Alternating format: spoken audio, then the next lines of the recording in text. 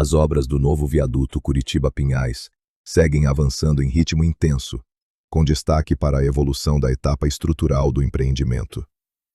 Os trabalhos estão concentrados principalmente na execução das fundações profundas, incluindo perfuração de estacas e concretagem dos blocos que irão sustentar os futuros pilares do viaduto.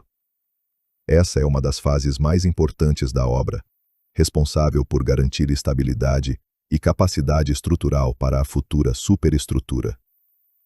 Também avançam os serviços de armação metálica, construção dos apoios intermediários e montagem dos escoramentos provisórios, que irão receber as vigas e o tabuleiro da estrutura principal.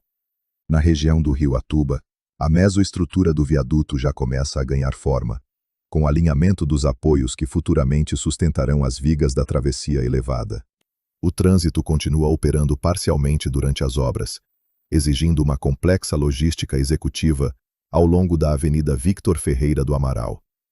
Com mais de 150 metros de extensão e 3 faixas por sentido, o novo viaduto faz parte do projeto Novo Inter 2 e começa agora a revelar de forma mais evidente o porte definitivo da futura ligação entre Curitiba e Pinhais.